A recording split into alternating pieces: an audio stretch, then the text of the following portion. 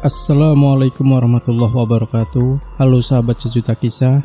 Bahagia sekali kami bisa kembali hadir menjumpai Anda. Tentunya seperti biasa akan menghadirkan kisah-kisah nyata misteri yang menarik. Dan kesempatan kali ini kami akan berbagi sebuah kisah nyata misteri yang berjudul Beristri Jin. Mas Karto sudah menduda selama 5 tahun. Dia hidup sendiri hanya ditemani Pak Kardan, pembantu laki-laki satu-satunya. Ya, Pak Kardan ini yang mengerjakan semua pekerjaan rumah, dari menjaga toko sampai urusan dapur. Mas Karto membuka usaha toko material lengkap sampai mengajarkan bensin segala. Sikap Mas Karto terhadap tetangga sangatlah ramah, ditambah lagi dermawan. Apalagi terhadap anak-anak sangatlah dermawan. Seringkali membelikan bakso atau es krim anak-anak yang sedang main di dekat rumahnya secara ramai-ramai. Makanya anak-anak banyak yang akrab kalau memanggil Mas Karto Om To. Duda masih muda, tampan, sukses, dan ramah tamah. Tetangga banyak yang heran kenapa Mas Karto tidak berniat beristri lagi. Katanya cukup ditemani Pak Kardan saja. Kalau ada acara syukuran yang membutuhkan masak-memasak, cukup pesan catering dan beres. Simpel memang. Sebenarnya banyak gadis ataupun janda yang naksir. Malah ada yang terang-terangan minta tolong Pak D-nya untuk meminta Mas Karto jadi suaminya. Namun semua itu sia-sia. Mas Karto benar-benar kuat imannya, tak tergoyahkan oleh perempuan cantik manapun juga. Alasannya belum bisa melupakan almarhum istrinya. Kesetiaannya dibawa sampai mati. Tetangga tak ada yang tahu kalau Mas Karto dulu diajak oleh Pak Kardan untuk pergi ke Gunung Slamet mencari kekayaan pada jin cantik Siti Zulillah. Oleh juru kuncinya, Mbah Murdo, Mas Karto disuruh untuk menjadi suaminya jin cantik bernama Siti Zulillah. Dan tiap malam Selasa Kliwon, Mas Karto harus melayaninya. Tapi syaratnya tidak boleh melakukan hubungan badan dengan perempuan manapun juga. Kalau dilanggar, maka akan celaka. Mas Karto menyanggupi semua itu, apalagi setelah melihat Siti Zulillah yang kecantikannya sampai sundul langit. Istilah Mas Karto sendiri yang maksudnya tak terkalahkan alias tiada tara, benar-benar cantik. Pemain sinetron manapun tak ada yang mampu menandinginya. Tentu saja Mas Karto sangat senang, apalagi dapat bonus. Tiap habis melayaninya, dikasih setumpuk uang yang ditaruh di bawah bantal. Benar-benar hidup ini sangat menyenangkan. Dapat istri cantik dengan bonus setumpuk uang. Dan karena Pak Kardan juga memberitahu juga, mengantarnya serta hidup sebatang kara, Mas Karto mengajaknya tinggal bareng, selayaknya orang tua kandung. Memang Mas Karto memperlakukan Pak Kardan secara istimewa, tidak pernah menyuruh-nyuruh mengerjakan sesuatu. Tapi Pak Kardan tahu diri, dia akan melakukan segalanya sebatas kemampuannya. Ada rumah dengan jarak sekitar 300 meter dari tempat tinggal Mas Karto yang hampir setahun kosong karena pemiliknya meninggal dan anak-anaknya yang sudah berkeluarga sudah punya rumah sendiri di Jakarta. Rumah itu dibeli oleh seorang pengusaha sukses buat hadiah istri simpanannya yang bernama Asih. Asih seorang janda kembang yang berprofesi sebagai high class, mempunyai kecantikan yang begitu sempurna, bodinya yang tinggi semampai, kulitnya putih bersih, wajahnya yang oval dengan lesung pipit selalu menghiasi senyumnya. Tidak heran kalau di mata lelaki dia nampak sempurna. Itu karena Asih memakai susuk di sekujur tubuhnya. Dari pipi, bibir, mata, bahkan pinggul dan dadanya juga pakai susuk berlian. Susuk yang paling mahal dan khasiatnya paling dahsyat. Jadi lelaki manapun kalau melihatnya langsung klepek-klepek tak berkutik. Ditambah lagi dia punya pengasihan sir pandeleng. Sir naksir, pandeleng melihat. Artinya siapa yang melihat langsung naksir, maka lelaki manapun yang diinginkan selalu tekuk lutut padanya. Hari itu Asih beli bensin di toko Mas Karto. Kebetulan yang melayaninya Mas Karto sendiri.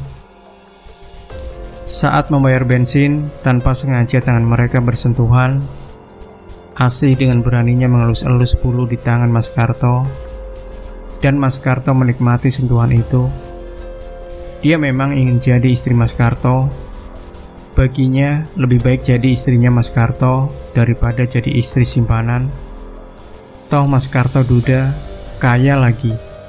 Hal itu makin memantapkan niatnya melihat gelagat Mas Karto yang menikmati elusannya. Asih berkeyakinan kalau Mas Karto ada hati padanya. Dia segera memasang jerat. Malam Jumat, hujan rintik-rintik. Asih menuntun motornya sampai di depan rumah Mas Karto. Toko sudah tutup. Maklum sudah larut malam. Asih mengetuk pintu dan memanggil-manggil. Dengan wajah terkantuk-kantuk, Mas Karto membuka pintu. Pucuk dicinta ulam tiba. Kebetulan sekali Mas Karto yang membuka pintunya. "Maaf mengganggu Mas Karto," kata Asih dengan kemayunya. "Oh, Mbak Asih, ada apa malam-malam kesini?" tanya Mas Karto heran. "Sekali lagi, maaf Mas Karto, motorku kehabisan bensin. Gak bisa jalan. Dari tadi aku tuntun. Capek. Makanya aku mau beli bensin. Boleh kan?" "Iya, boleh." "Masa beli bensin gak boleh?" kata Mas Karto sambil membuka pintu agar Asih masuk, dan dia langsung mengambil bensin. "Mau berapa liter?"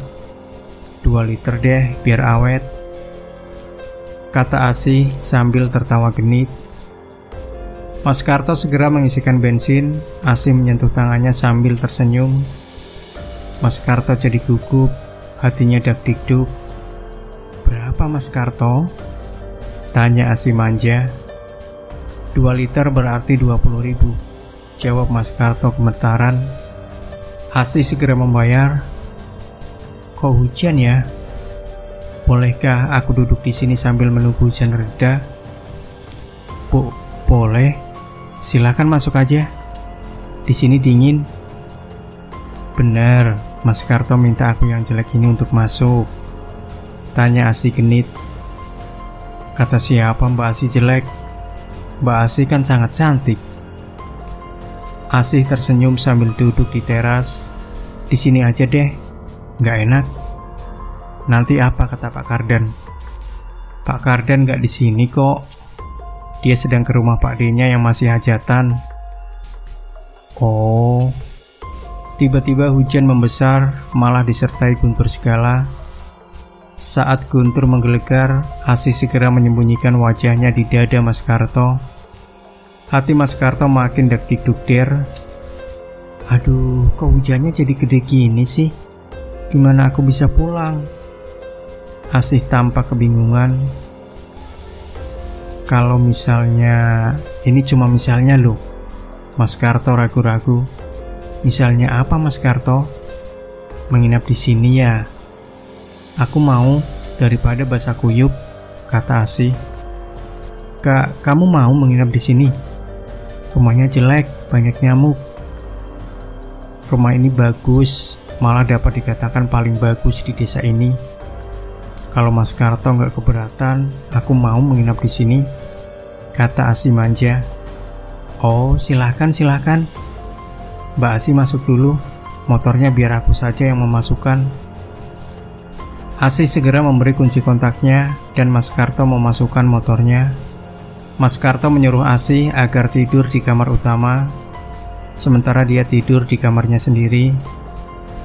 Sampai lama Mas Karto tidak dapat tidur. Dia memikirkan Asih yang tidur di rumahnya. Asih yang cantik dan seksi, yang manja, yang suka mengelus-elus bulu di tangannya. Andai saja. Baru saja Mas Karto berhayal, tiba-tiba pintu kamar diketuk dari luar. "Siapa?" tanya Mas Karto. "Aku Asih." "Mbak Asih? Ngapain dia kesini?" Dengan hati penuh tanda tanya, Mas Karto membuka pintu kamar. "Mbak Asih, kenapa kamu kesini?" Mas Karto gugup. Aku takut tidur di kamar depan sendirian. Aku mau tidur di sini bersama Mas Karto aja ya. Boleh kan? Ya nggak boleh. Masa laki-laki dan perempuan bukan muhrim tidur sekamar? Nanti digerebek tetangga. Tetangga nggak ada yang tahu, kan hujan gede. Mereka sudah tidur semua, kata Asih sambil tidur di samping Mas Karto. Mas Karto jadi deg-degan tak karuan. Bagaimanapun juga, baru sekarang dia tidur dengan perempuan yang bukan istrinya, kecuali dengan jin cantik Siti Sulilah. Maaf Mas Karto, sudah lama Mas Karto menduda. Apa nggak pengen beristri lagi? Mana ada perempuan yang mau sama duda jelek kayak aku. Mas Karto mencoba menutupi kegugupannya. Kata siapa Mas Karto jelek? Mas Karto ganteng kok. Banyak cewek yang suka Mas Karto kok. Masa? Bener, termasuk aku, kata Asih sambil melingkarkan tangannya ke pinggang Mas Karto. Masa kamu cantik jelita bagi artis, suka pada aku? Nggak percaya aku, kata Mas Karto sambil mencoba melepaskan tangan Asih dari pinggangnya. Ah, Mas Karto meledek. Tapi aku memang suka naksir sama Mas Karto kok. Apapun akan kulakukan demi bisa mendapatkan hati Mas Karto. Mendengar perkataan itu, hati Mas Karto berbunga-bunga. Asih yang melihat Mas Karto diam terpaku, segera pasang perangkap, membuka bajunya dengan alasan gerah. Mas Karto cuma diam sambil memandangi melotot. Asih memepet tubuh Mas Karto sambil menarik tangan Mas Karto agar memeluk pinggangnya. Setelah itu meremas-remas tangan Mas Karto. Akhirnya apa yang terjadi, terjadilah. Mas Karto lupa daratan, lupa perjanjiannya dengan Siti Sulilah. Pagi buta sebelum subuh, Asih buru-buru pamit pada Mas Karto, takut ketahuan tetangga. Mas Karto yang masih terlelap tidur hanya menjawab iya-iya saja, masih dengan mata terpejam dan selimut yang menutupi tubuhnya yang setengah telanjang. Mas Karto melanjutkan tidurnya. Dia kaget saat mendengar suara bentakan. Karto, bangun. Ada apa Mbak Asih? Secara perlahan Mas Karto membuka matanya. Buka matamu lebar-lebar. Lihat siapa aku. Mas Karto membuka matanya lebar-lebar dan terbelalak saat melihat Siti Sulilah sudah berdiri di depannya sambil tolak pinggang. Kamu sudah mengkhianati aku. Kamu akan menanggung akibatnya. Ampun, maafkan aku. Aku janji tidak akan mengulangi lagi. Maafkan aku. Mas Karto langsung menubruk Siti Sulilah. Tidak ada maaf, semua sudah terlanjur. Siti Sulilah mendorong tubuh Mas Karto hingga jatuh terjengkang. Ampun, ampun. Mas Karto merangkak mendekati Siti Sulilah lagi. Tidak ada ampun. Kamu akan menerima akibatnya. Siti Sulilah pergi menembus dinding. Ampun. Mas Karto bersujud, tapi semua itu sia-sia. Siti Sulilah sudah pergi meninggalkannya. Mas Karto ketakutan. Dia tidak tahu apa yang akan terjadi kemudian, apa yang akan menimpa dirinya, hanya menunggu waktu. Pak Kardan pulang, dia heran melihat pintu tidak terkunci. Padahal hari masih terlalu pagi. Biasanya Mas Karto belum bangun. Pak Kardan menuju meja makan, menaruh berkat bawaannya, lalu melihat Mas Karto di kamarnya. Tampak Mas Karto masih tidur. Mas Karto sedang tidur, tapi pintunya kok tidak terkunci? Apa tadi malam Mas Karto lupa menguncinya? Pak Kardan bicara sendiri. Siapa itu? Tanya Mas Karto dengan suara lirih. Aku, Pak Kardan. Pak Kardan, kemari sebentar Pak. Ada apa Mas? Sepertinya penting sekali. Pak Kardan masuk kamar. Mas Karto segera menceritakan kejadian semalam.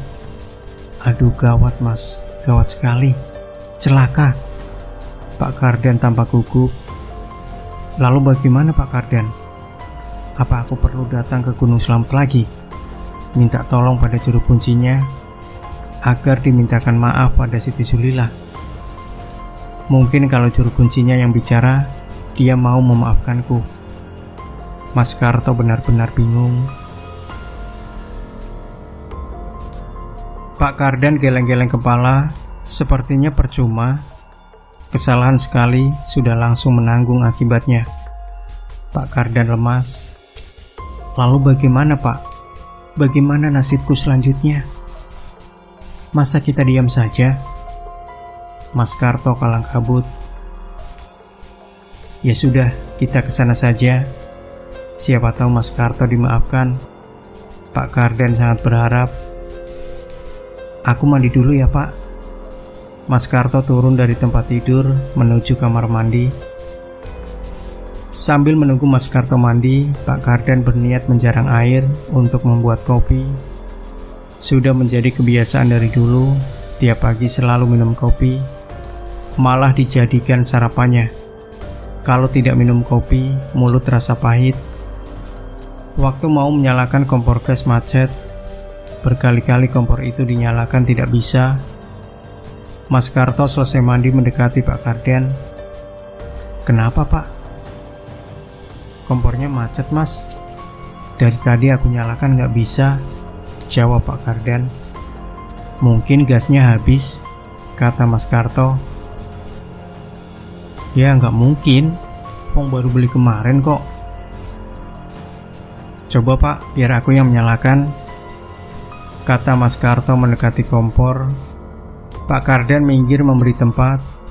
Setelah berkali-kali mencoba menyalakan, akhirnya bisa juga.